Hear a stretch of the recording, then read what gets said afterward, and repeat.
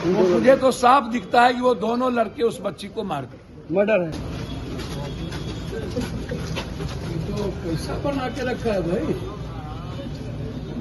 तो देखने से ही लग रहा है कि लोग आगे प्रेस को तो छोड़िए भैया।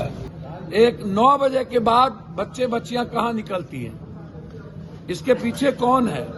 मैंने कई बार कहा कि लगभग पैसे वाले, लगभग लॉज का बेटा दलाल है, लगभग लॉज का मालिक दलाली करता है। सम्राट बाबू गरीब पर तो बुलडोजर चल रहा है, उस पर बुलडोजर कब चलेगा?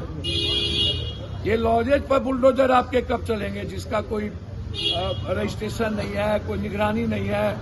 हम हाथ जोड़ करके सम्राट बाबू से मांगेंगे, आप भाई हैं हमारे और आपकी ही बच्ची हैं, बचा लीजिए। बच्ची डरी हुई है, बच्ची डर के कारण पिता लेके चला न जाए, वह लॉज के खिलाफ बोलना नहीं चाहती है। नमस्कार, लाइव बिहार देख रहे हैं आप, आपके साथ मैं स्नेहा गुप्ता।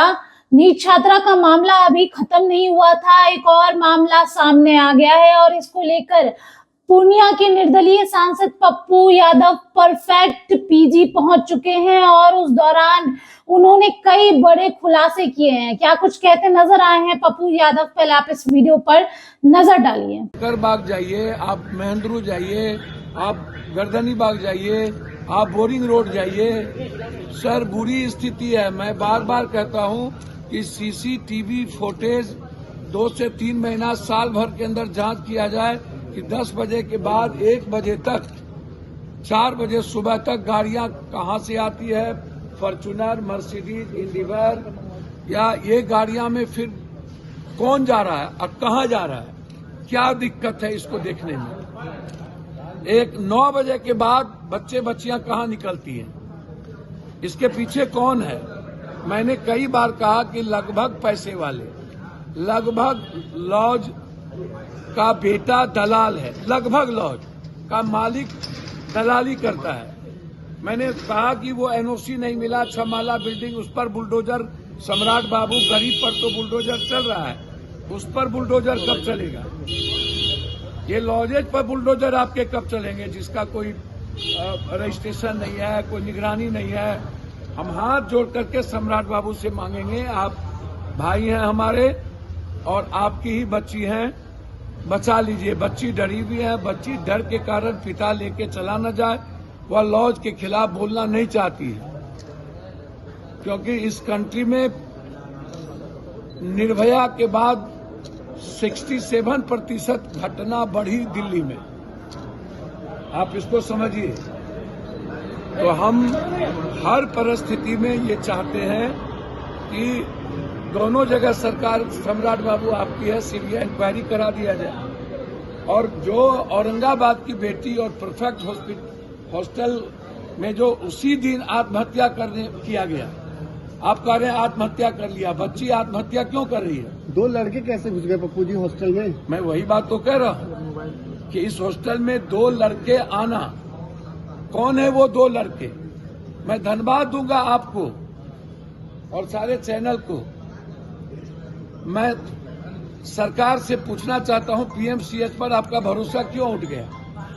5,000 करोड़ रुपया लगा करके पीएमसीएच से भरोसा उठ गया। सारी चीजें उसमें है कि कोर्स हुआ, प्राइवेट पार्ट पर सूजन है, आपने उसको डिफाइन किया है कि प्रेशराइज किया गया है, जबरदस्ती करने का प्रयास हुआ है।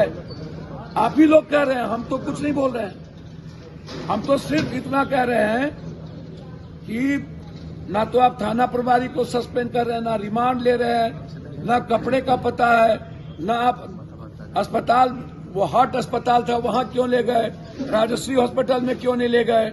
अभी तक उनको रिमांड पर नहीं लेना, हॉस्पिटल के खिलाफ कार्रवाई नहीं करना, हॉस्टल पर बैन नहीं लगाना, रजिस्ट्रेशन वाले हॉस्टल पर प्रक्रिया नहीं करना, पीएमसीएच के पोस्टमार्टम रिपोर्ट 12 तारीख को आ गया, उसके बाद लाठीचार्ज करना, फिर कार्रवाई करना, 13 को भी उसी बात को दोहराना, 9 तारीख तक एफआईआर न होना, 6 तारीख को वर्जन नहीं लेना थाना प्रभारी के द्वारा। जब आप बच्ची को प्रभात ले गए उतना दूर, तो फिर बच्ची से आपने फर्द बयान क्यों नहीं लिया? वो तो खुद अपने ड्राइवर को भेजी थी डीवीआर लेने के लिए। भैया मैंने वही कहा, बच्ची से फर्द बयान क्यों नहीं लिया?